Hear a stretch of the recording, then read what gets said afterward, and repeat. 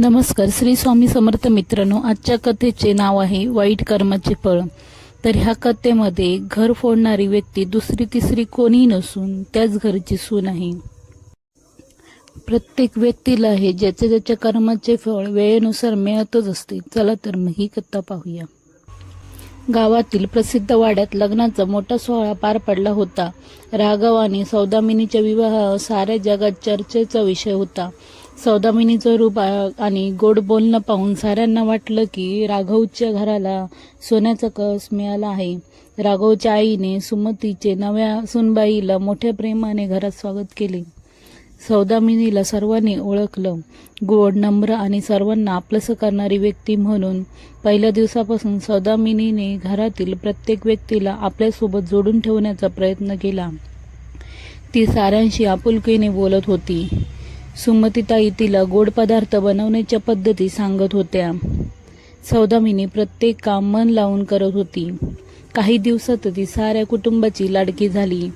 राघव तिच्यावर खूप प्रेम करत होता, तर तिला धाकटा भाऊ किरण आणि आपली सख्खी बहीण मानायला लागला होता. सौदामिनीच्या हावभावावरून ती खूप साधी वाटत होती, पण तिच्या डोक्यात काही वेगळंच सुरू होतं. तिला घरची सत्ता आपल्या हातात घ्यायची होती. तिने ठरवलं होतं की प्रत्येकाला एकमेकांविरुद्ध भडकून आपलं स्थान पक्क करायचं. सौदामिनीचं पहिलं लक्ष होतं किरण. किरण हा स्वभावाने साधा आणि घरातील कामात सतत मदत करणारा होता. एक दिवस सौदामिनी किरणला गुपचूप म्हणाली, तुला माहीत आहे का, आईला वाटतं की तू काही जबाबदारी घेत नाहीयेस. सतत तुला ओरडतात ना. किरण प्रथम आश्चर्यचकित झाला, पण सौदामिनीच्या खोट्या सहानुभूतीमुळे तो विचार करू लागला. दुसऱ्या दिवशी ती सुमतीकडे गेली. आई, तुम्हाला किरणबद्दल काही बोलायचं होतं का? तो खूप निराश आहे. त्याला असं वाटतं की तुम्ही त्याला कमी लेखता. सुमतीताईंना हे ऐकून दुःख झालं. त्यात किरणकडे गेल्या आणि त्याला समजवण्याचा प्रयत्न केला, पण किरणने तिच्या बोलण्याचा अर्थ वेगळाच घेतला आणि सुमतीताईच्या बोलण्यावर नाराज झाला. अशा प्रकारे सौदामिनीने घरातच लहान सहान वाद निर्माण करायला सुरुवात केली. किरण आणि सुमतीताईच्या नात्यात ताण निर्माण झाला होता. राघव या गोष्टीकडे दुर्लक्ष करत होता, कारण त्याला सौदामिनीवर पूर्ण विश्वास होता. सौदामिनी नेहमी गोड वागायची, त्यामुळे तिच्यावर कोणी संशय घेत नव्हतं. एका रात्री जेवणाच्या टेबलावर सौदामिनी मुद्दाम होऊन एका विषयाला तोंड फोडलं. आई, काल किरण सामान आणायला गेला होता ना, मला वाटलं तुम्ही राघवला सांगणार. सुमतीताईंनी आश्चर्याने विचारलं, असं का? किरण नेहमी हे काम करतो. किरणने चिडून उत्तर दिलं, माझं सगळं काम चुकीचं असतं. असं का वाटतं तुम्हाला? का मी काहीही केलं तरी तुम्हाला आनंद होत नाही का? सुमतीताईंना काही सुचत नव्हतं. त्या शांत बसल्या, पण सौदामीच्या डोक्यात एकच विजयी चमक होती. सुमतीताई आणि किरण यांचं नातं आधी खूप घट्ट होतं, पण सौदामिनीच्या शब्दांनी त्यांच्यात एक भिंत उभी केली होती. सुमतीताईंनी सौदामिनीला विश्वासात घेतलं. तुला जर काही वाटत असेल तर सांगत जा. घर शांत ठेवायला मला तुझी मदत हवी आहे. सौदामिनीने नम्रपणे उत्तर दिलं, हो आई, मी नेहमी तुमच्या बाजूने असेन. सौदामिनीने घरात आपलं स्थान मजबूत केलं होतं. तिचं खोटं गोल बोलणं साऱ्यांना भावत होतं, पण त्या गोड बोलण्यामागचं विष कोणालाच जाणवत नव्हतं. सौदामिनीचं वागणं पाहून सुमतीताई तिच्यावर अवलंबून होऊ लागल्या. त्या तिला प्रत्येक गोष्टीत सल्ला विचारायच्या. किरण आता नेहमी शांत राहायला लागला होता.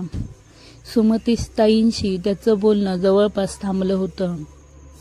घरातील वातावरण हळूहळू बदलत चाललं होतं. सगळं गोड असताना सौदामिनीच्या आगमनानंतर निर्माण झालेला हा तणाव साऱ्यांना जाणवू लागला होता, पण कोणी त्यांचा थेट संबंध सौदामिनीशी जोडू शकला नाही. सौदामिनीच्या गोड बोलण्यामागील खोटेपणा हळूहळू आपल्या प्रभावाने घरात तणाव निर्माण करू लागला होता.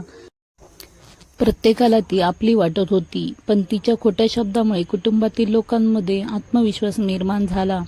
एका दिवशी सुमतीताईच्या खोलीतून काही दागिने गायब झाले. सुमतीताईने आपल्या खोलीतून गायब झालेल्या दागिन्यांविषयी सौदामिनीचं बोलणं लक्षात घेतलं.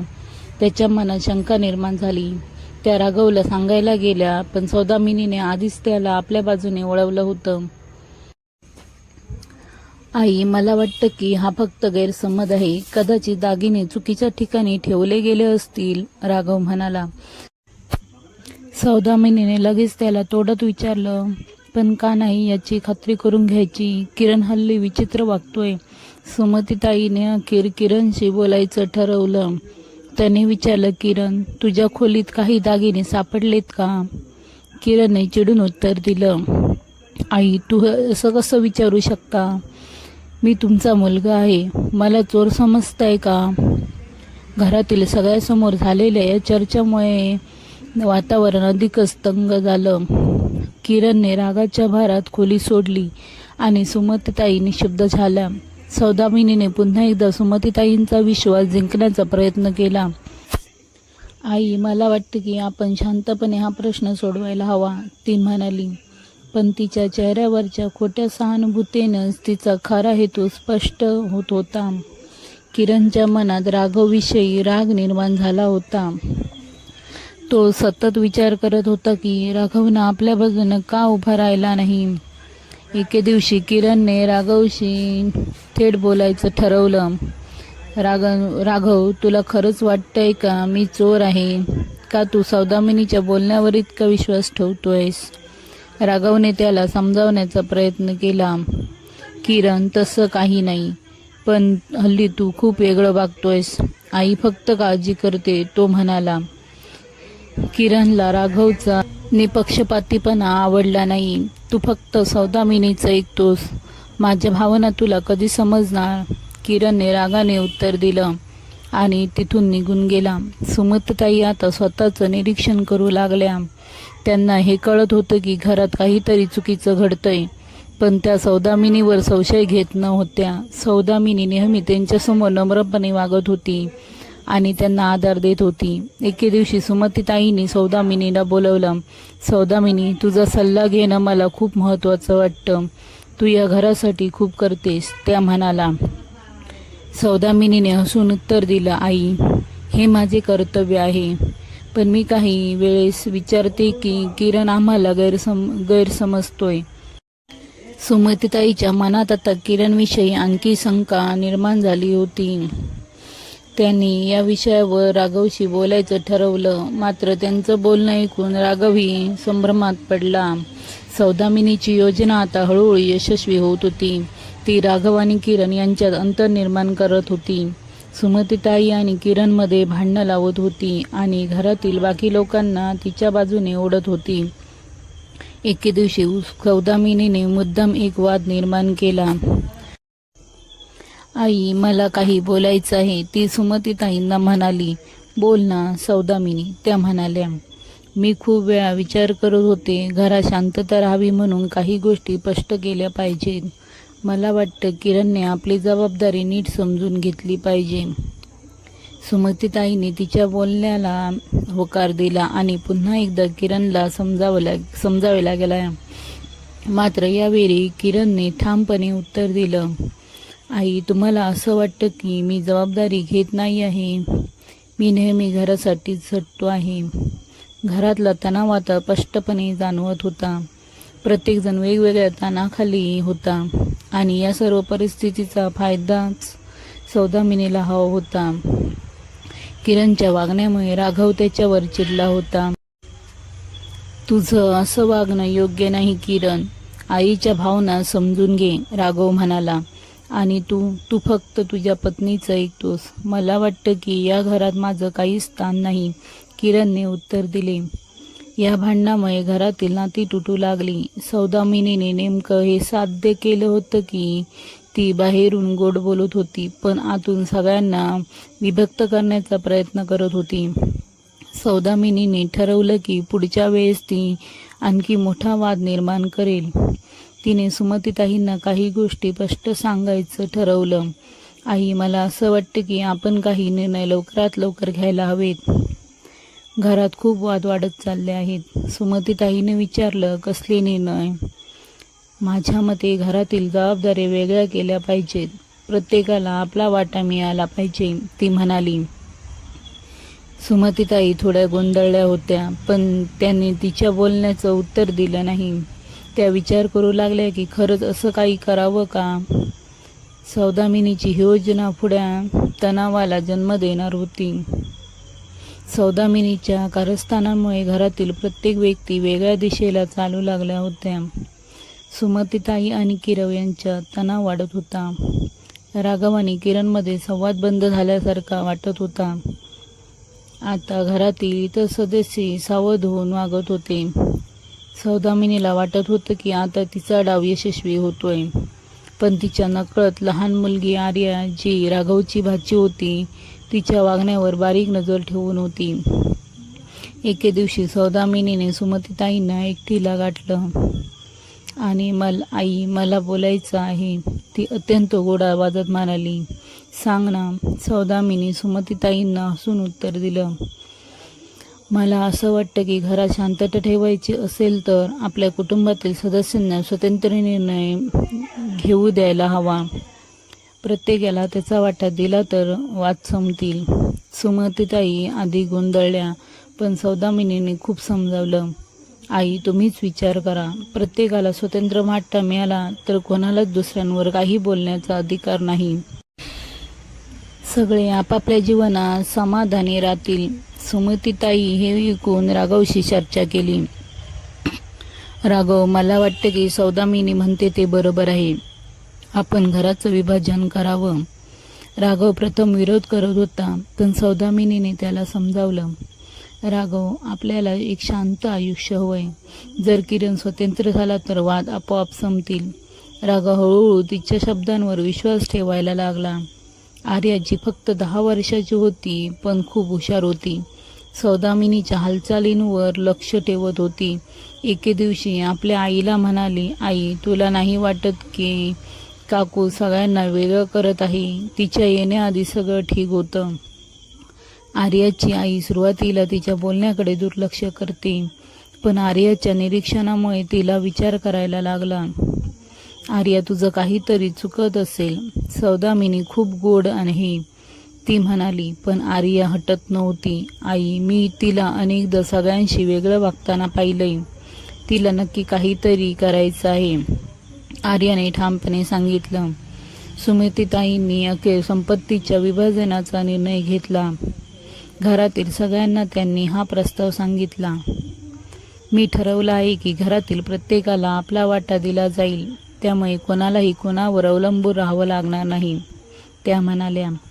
किरण हा निर्णय ऐकून चिडला. आई, तुम्हाला असं वाटतं का की मी वाद निर्माण करतो? मला कशाचीच गरज नाही, पण हे विभाजन मला नको आहे, तो म्हणाला. राघव शांतपणे ऐकत होता, पण त्याने किरणच्या बोलण्यावर काही उत्तर दिलं नाही. सौदामिनी मात्र आतून आनंदी होती. ती आपलं यश पाहून मनात विचार करत होती, सगळं कसं माझ्या प्लॅनप्रमाणे चाललंय. आर्याने ठरवलं की ती सौदामिनीच्या सत्याचा पर्दाफाश करेल. ती सौदामिनीला गुपचूप पाहत राहायची. एक दिवस आर्याने सौदामिनीला फोनवर बोलताना ऐकलं. सौदामिनी तिच्या एका मैत्रिणीशी बोलत होती. सगळं ठरल्याप्रमाणे चाललंय. विभाजन झालं की हे घर माझ्या मुठीत असेल, ती म्हणाली. आर्याला हे ऐकून धक्का बसला. ती लगेच आपल्या आईकडे गेली आणि सगळं सांगितलं. आई, काकू घरावर कब्जा करायला बघते, मी तिला स्वतः बोलताना ऐकलं, ती म्हणाली. आर्याच्या आईने यावेळी तिचं ऐकायचं ठरवलं. आर्या, आपण काही काळ गप्प राहू. जेव्हा योग्य वेळ येईल तेव्हा आपण काकूला अवघड करू, ती म्हणाली. सौदामिनीच्या डावपेचात एक मोठी चूक झाली. तिने विचार केला नव्हता की लहानशी मुलगी तिचं वागणं ओळखेल. ती अजूनही आपले पुढचे डाव आखत होती. एक दिवस ती सुमतीताईंना म्हणाली, आई, आपण लवकरात लवकर वकिलाला भेटून संपत्तीचा वाटा पूर्ण केला पाहिजे. सुमतीताईंनी होकार दिला, पण त्या थोड्या विचारात पडल्या होत्या. आर्याने तिच्या आईसोबत मिळून योजना आखली. त्याने ठरवलं की सौदामिनीच्या प्रत्येक हालचालीवर प्रमाण गोळा करायचं. त्याने सौदामिनीचा फोन संभाषण रेकॉर्ड करायला सुरुवात केली. माझं काम पूर्ण झालं की हे सगळं माझ्यासमोर हात जोडतील. सौदामिनी स्वतःशीच म्हणाली. सौदामिनीच्या यशाची खात्री झाल्यामुळे तिच्या वागण्यात अरेरावी दिसू लागली होती. घरातील सदस्य तिच्या हातात खेळत असल्याचा तिला गोड गैरसमज झाला. आता सुमतीताईंच्या नावावर असलेल्या संपत्तीवरही माझा हक्क असेल, सौदामिनीने स्वतःशीच विचार केला. ती राघवला सतत भडकवत होती की घरातील सर्व सदस्य आपल्या निर्णयांवर नाराज आहेत आणि त्यामुळे विभाजन लवकरात लवकर व्हायला हवे. राघव, मला वाटतं की आपण वकिलांकडे जाऊन लवकरात लवकर हे काम पूर्ण करूया, ती म्हणाली. राघवने सौदामिनीचा सल्ला मान्य केला, पण त्याला अजूनही मनात कुठेतरी शंका वाटत होती. दुसरीकडे आर्या आणि तिच्या आईने सौदामिनीच्या खोट्या वागण्याचे पुरावे गोळा करण्याचा निर्णय पक्का केला होता. आर्याने सौदामिनीच्या फोनवरील संभाषण रेकॉर्ड करण्याचा प्रयत्न केला. एक दिवशी सौदामिनी तिच्या एका मैत्रिणीशी बोलत होती. वाटलं नव्हतं, पण सगळे इतके सोपे निघतील. संपत्ती हातात आली की हे लोक माझ्या आधीच्या आयुष्याबद्दल काहीच बोलू शकणार नाहीत, ती म्हणाली. आर्याने हे संभाषण ऐकलं आणि लगेच रेकॉर्डिंग सुरक्षित ठेवलं. तिने आपल्या आईला सगळं सांगितलं. आई, काकूचं खोटं बोलणं आता सिद्ध करायला पुरेसा पुरावा आहे, ती म्हणाली. आर्याच्या आईने सुमतीताईंना ही माहिती देण्याचा निर्णय घेतला. सुमतीताईंना सौदामिनीच्या खोट्या वागण्याविषयी आधीच थोडा संशय होता, पण आर्याच्या पुराव्यामुळे तिचा विश्वास अधिकच दृढ झाला. त्यांनी ठरवलं की सौदामिनीची परीक्षा घ्यायची. एका संध्याकाळी त्याने सौदामिनीला बोलवलं. सौदामिनी, मला काहीतरी बोलायचे आहे. माझ्या दागिन्याची यादी हरवली आहे. तुला काही माहिती आहे का, त्या विचारतात. सौदामिनी लगेच गोंधळून उत्तर दिलं. आई, मला काही माहीत नाही, पण मी मदत करायला तयार आहे. सुमतीताई आता तिच्या प्रत्येक शब्दांवर बारीक नजर ठेवत होत्या. त्यांनी ठरवलं की सौदामिनीच्या वागण्याचं निरीक्षण सुरूच ठेवायचं. आर्याच्या आईने किरणशी बोलायचं ठरवलं. किरण, तू जरा शांतपणे विचार कर. सौदामिनीचं वागणं तुला थोडंसं वेगळं वाटतं का, ती विचारते.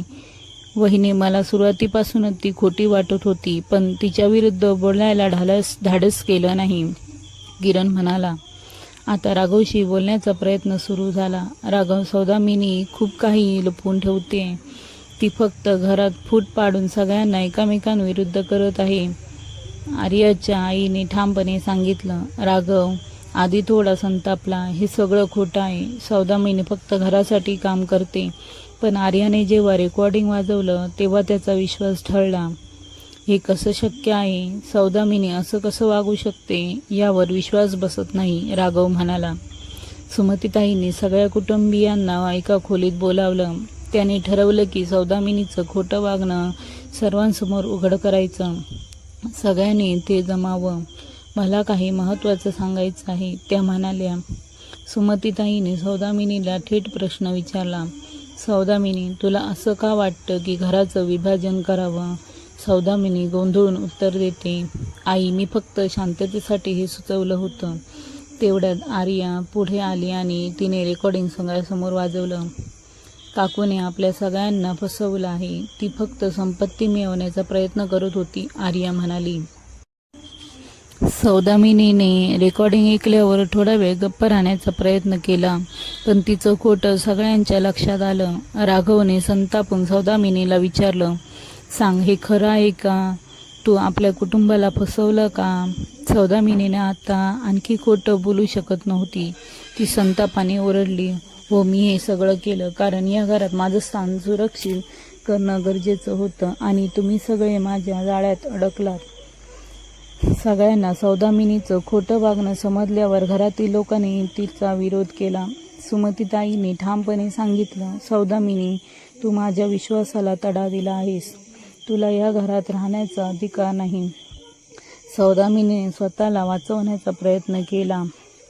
आई, मला एक संधी द्या, मी सुधारेन. पण सुमतीताईंनी कठोरपणे उत्तर दिलं, संधी तुला मिळाली होती, पण तू ती गमावलीस. आता तुझं इथे राहणे अशक्य आहे. सौदामिनी एकटी पडली आणि ती घरातून बाहेर पडली. तिचा खोटेपणा उघड झाल्यामुळे तिला परत कधी जाता आलं नाही. सौदामिनी घरातून बाहेर पडली. तिला कोणीच आधार देण्यास तयार नव्हता. तिच्या वाईट कृत्यांमुळे ती सर्वत्र अपमानित झाली होती. ती रस्त्यावर भटकत राहिली, पण कोणीही तिला मदत केली नाही. ज्या मैत्रिणींवर तिने विश्वास ठेवला होता त्यांनीही तिला दूर केलं. मी ज्या सगळ्यांना फसवलं ते आता आनंदी आहेत आणि मी मात्र एकटी आहे, ती स्वतःशीच बोलत होती. घरात आता शांतता परत आली होती. सुमतीताईने सर्वांना गोळा केलं आणि एक महत्त्वाचा संदेश दिला. सगळ्यांनी लक्षात ठेवा, आपलं कुटुंब हे आपलं सर्वस्व आहे. वाईट विचार आणि स्वार्थामुळे आपण आपल्या माणसांना गमावतोय. सौदामिनीने हेच केलं आणि तिचं आयुष्य उद्ध्वस्त झालं, त्या म्हणाल्या. राघवने मान हलवत उत्तर दिलं, आई, तुमचं म्हणणं बरोबर आहे. मी सौदामिनीच्या गोड बोलण्याला भुललो आणि कुटुंबाला दुःख दिलं. यापुढे कधीच बाहेरच्या माणसाला आपल्या घरात फूट पाडू देणार नाही. किरणने सहमती दर्शवली. मी सुद्धा सौदामिनीमुळे वेडाच झालो. पण आता मला कुटुंब महत्त्वाचं आहे हे लक्षात आलंय. सुमतीताई, राघव, किरण आणि इतर सदस्यांनी घरातील तणाव कमी करण्यासाठी पुन्हा एकत्र येण्याचा निर्णय घेतला. आता आपण सर्वजण घरातील प्रत्येक गोष्ट एकत्रितपणे ठरवू, सुमतीताईंनी घोषणा केली. घरात पुन्हा प्रेमाचं वातावरण निर्माण झालं. आर्याला घरातील सर्वांनी खूप कौतुक केलं. तिच्या लहान वयात तिने दाखवलेल्या धाडसामुळे घराला वाचवलं गेलं. आर्या, तू आमचे डोळे उघडलेस. तू नसतीस तर आपण सर्व सौदामिनीच्या जाळ्यात अडकलो असतो, राघव तिला म्हणाला. सुमतीताई म्हणाल्या, तू आमची देवदूत आहेस. तू दिलेल्या शिकवणीतून आम्ही खूप काही शिकलो. सौदामिनीने आपली चूक मान्य केली होती, पण तिला परत यायचा मार्ग नव्हता. एके दिवशी ती सुमतीताईकडे आली आणि मला माफ करा, माझं सगळं आयुष्य उद्ध्वस्त झालं आहे. मला एक संधी द्या, ती रडत म्हणाली. सुमतीताईने उत्तर दिलं, सौदामिनी, तुला जे मिळालं ते तुझ्या वागण्याचं फळ आहे. आपण जसं वागतो तसंच आपल्याला आयुष्यभर परिणाम होतो. मी तुला माफ करते, पण घरात परत घेऊ शकत नाही. सौदामिनीचा एकटेपणा कायम राहिला. तिने आपल्या चुकीचा प्रायश्चित्त म्हणून गरजूंना मदत करण्याचं ठरवलं. आता ती आपल्या चुकीतून शिकून इतरांसाठी काही चांगलं करण्याचा प्रयत्न करत होती. कुटुंबाने पूर्ण एकत्र येऊन घरात आनंद निर्माण केला होता. त्यांनी ठरवले की कोणतीही समस्या असो ती प्रेमाने आणि एकोप्याने सोडवायची. सुमतीताई यांनी आता सर्वांना एकत्र बसून एक महत्त्वाचा विधान केला. वाईट कृत्य नेहमीच आपल्यावर उलटून येतात. आपण चांगलं वागलो तर आयुष्यात शांती मिळते. सौदामिनीच्या कहाणीने कुटुंबातील सर्व सदस्यांना एक महत्त्वाचा धडा दिला. त्यांनी एकमेकांवर विश्वास ठेवण्याचा आणि बाहेरच्या लोकांच्या नकारात्मक प्रभावांपासून सावध राहण्याचं ठरवलं. सौदामिनीचं आयुष्य मात्र तिच्या वाईट कर्मामुळे पूर्ण बदलून गेलं होतं. ती एकटी पडली, पण तिने प्रायश्चित्त स्वीकारलं. शेवटी जीवनाचं तत्त्व एकच होतं, जसं आपण इतरांसोबत वागतो तसंच आपल्यासोबत घडतं.